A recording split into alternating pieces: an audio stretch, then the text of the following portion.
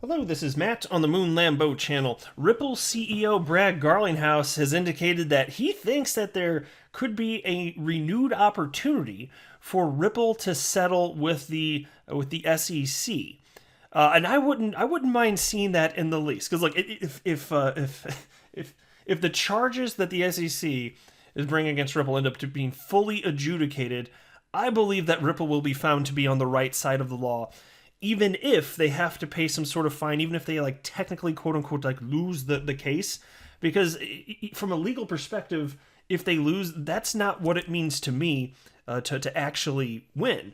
You know, what does it mean to actually win this damn thing, even if not from a legal perspective? It would mean that Ripple can continue to sell XRP and that it is not a security and can continue to be traded on exchanges throughout the United States and, of course, the rest of the world. That would be a win to me. And so now with Gary Gensler incoming, it looks like here, there's going to be a new opportunity. Clearly, there were attempts to settle with the SEC when Jay Clayton was running things, you know, former SEC chair asshat Jay Clayton, and that didn't really pan out so well. So the way I looked at it is, you know, whoever ends up taking over, it's not going to get worse, is it? Right? Hopefully those aren't just famous last words, but that's the way I've been looking at it. Now, I do want to be clear that I don't have a legal or financial background of any kind. I am not offering legal or financial advice, and you should not buy or sell anything because of anything I say or write. I'm just an enthusiast who makes YouTube videos as a hobby about XRP and Ripple and crypto, and that is all that it is. So let's hop into this piece from Crypto Newsflash. Ripple CEO hopes for revamped talks with SEC once Gary Gensler is confirmed. Brad Garlinghouse spoke about the status of the SEC lawsuit in a recent interview with Bloomberg.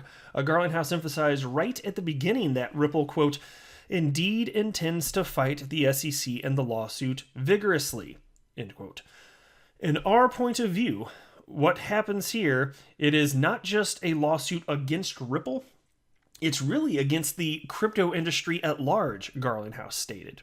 So the Ripple CEO, as in previous interviews, pointed to the lack of regulatory clarity for investors and entrepreneurs, and that other countries such as the UK, Singapore, Japan, and Switzerland that have already taken care of this. As Garlinghouse revealed, Ripple is pinning its hopes on crypto-savvy MIT professor Gary Gensler, who is expected to be confirmed as the SEC's new chairman before the end of April. Yeah, and that's true, and I want to read a quote here on this, but understand also, it doesn't come down to what one person, Gary Gensler, thinks or feels, believes, whatever. Because even if he's convinced genuinely that XRP today, the XRP you hold in your wallet, is a security, even if he genuinely believes that, it doesn't mean that he has the power to just unilaterally declare that XRP is legally today a security. And have that stand. Not so. And again, to be clear, I'm saying not just that the SEC is claiming that it's a security, but he doesn't have the power to actually make that be so. He just doesn't have that. And so sometimes people, I think, kind of forget that it's yes, they're making these claims, but they don't have the power. They have the power to bring suit against Ripple and anybody that they think is selling an unregistered security. Yeah, of course they do, but they don't write law. In that, like, they can write policy, but they don't adjudicate law. That's a better way to word it. Let's just say that they once it goes to court, and there's either going to be a settlement, but if not, it's going to court. And that's where this is all going to ultimately be decided. And so here's a quote now. And this is Brad Garlinghouse, I'm hopeful that as a new administration comes into the SEC, there's an opportunity to revisit some of these conversations. As you may know, Jay Clayton, as the chair of the SEC, the day before he left office, he brought this lawsuit against Ripple and against me personally, and against Chris Larsen personally. I am hopeful with Gary Gensler, likely the new chair of the SEC, there is an opportunity to have a conversation with that new leadership as he brings his team in, and what can be done for Ripple and really for the whole crypto industry to provide clarity and allow people to participate in these markets and build companies. Well, yeah, because either it's going to go down like that, or it's going to be fully adjudicated and logic will prevail, meaning that XRP will not be declared a security. Either that happens, Or all of this innovation occurring around crypto and blockchain, it's going to happen no matter what. It just won't happen in the United States. So you decide, guys, what do you want? You know, all these people in charge that are making these serious decisions right here, you decide how you want to handle this. But if you really want to just obliterate the crypto industry in the United States, fine, go ahead, but you're not going to stop it. Just like if you had acted this childish back during the days of the early internet, at the advent of the internet. You could have done your best, perhaps, and maybe you would have found success if there was enough pull to effectively ban or substantially restrict the internet within the United States, but all the innovation would have happened elsewhere, because you're never going to get the whole world, every single country around the planet, to agree with your stance on this.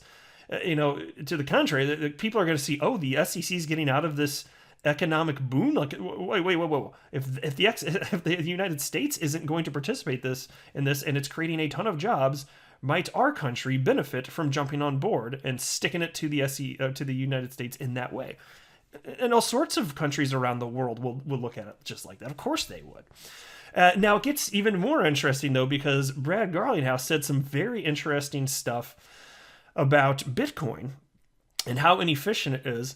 And he had a new comparison that I hadn't seen this number cited, so you'll see in just a moment here. Check it out. Just how energy intensive it is to conduct a Bitcoin transaction. Anyway, host Emily Chang also addressed yesterday's interview with Kraken CEO Jesse Powell, who claimed that by the end of the year, a Bitcoin will be worth a Lambo, while by the end of 2022, a Bitcoin will have the purchasing power for a Bugatti. And by the way, I mentioned that in a video just the other day, and I'm not convinced that a Bugatti necessarily, like a Bitcoin's going to be worth a Bugatti by 2023, because the cheapest used one I could find was $895,000. I searched before recording that video where I talked about it. $895,000. New ones go for starting at $1.7 million. So unless you think that's going to hit in 2023, I'd say no, a Bitcoin is not going to be worth a Bugatti in 2023. Not that soon, at least. Anyway, Garlinghouse, here's a quote. "I think to me and the crypto community, those kinds of assets make it easier to measure Bitcoin, as you never know where the dollar's going to go," Powell said. And again, so that's the CEO of cryptocurrency exchange Kraken. Garlinghouse acknowledged that Bitcoin solves a real problem. And here's a quote from Garlinghouse. "I think it's very clear that Bitcoin is solving a real problem for people who want to get exposure to this asset class. And I think, as Jesse said, there is a lot of inflation dynamics on some of the major fiat currencies." And so, as far as it's solving a problem, people are like, well, how is it solving? Like, how is a store of value, how can a cryptocurrency be a store of value if it doesn't functionally do anything else? A store of value because it's a store of value? I know it logically doesn't seem to make sense, but here's the truth of the matter is that Bitcoin was the first cryptocurrency ever to exist, and humans frequently decide that standards matter. Once something is in place, it's hard to supplant them.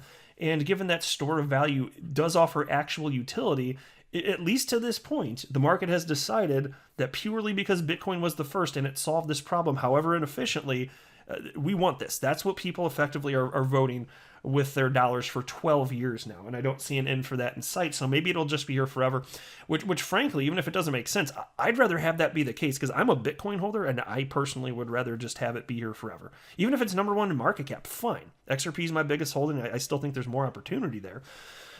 But, I don't need XRP to be number one in market cap. I think that'd be great, but it doesn't matter. I just think as long as it's worth substantially more in the future, then hey, on a scale of 1 to 10, I give that 2 thumbs up. Anyway, piece continues. At the same time, Garlinghouse again warned about Bitcoin's impact on the environment, referencing Microsoft co-founder Bill Gates. And here's a quote. "Bitcoin as a payment mechanism is among the least efficient payment mechanisms that mankind has ever created, because as the price of Bitcoin goes up, the energy consumption and the carbon footprint continues to scale aggressively. And I think we can't lose sight as one Bitcoin transaction," and check this out, this is what I was citing a moment ago, one Bitcoin transaction is equivalent to about 75 gallons of gasoline being burned. That's amazing. So I've seen studies, and there's no way for me to know if they're true and accurate. And I can't remember the exact figures off the top of my head, but I saw one within the last couple of years that was stating at the time that it may have been somewhere upwards of like 80% of the transactions on the Bitcoin blockchain, they're powered by renewable energy. And so I need to see proof of that. I've seen the claim. I haven't seen the actual proof, so I'm not denying it or saying it's true. I'm saying, okay, I'm acknowledging there's a claim of that. But let's just say it is true. 80%. Well, that means that 25% of those 75 gallons is not coming from renewable resources. And that's a lot for every freaking transaction. Oh my gosh, compare that to XRP and there is no comparison, right? And so anyway, they wrap up by stating here, however, Garlinghouse also said he is a fan of Bitcoin. Here's a quote. You just have to be clear what problem Bitcoin is solving. And as a store of value, as a kind of digital gold, Bitcoin is exceptional. The Ripple CEO said, in terms of payments, however, the XRP ledger is 100,000 times more energy efficient than Bitcoin. 100,000 times more energy efficient. And has proven itself as a system, which is why RippleNet has continued to grow despite the SEC complaint, he said. And indeed, it's not just RippleNet in general that's being built out. It's on-demand liquidity specifically, which is a part of RippleNet, but specifically on-demand liquidity utilizing XRP as a bridge currency continues to be built out despite all of this. All right, I'll wrap up there. I am not a financial advisor. Do not buy or sell anything because of anything I say or write. That would be a very, very, very bad idea. Until next time, to the moon, Lambo.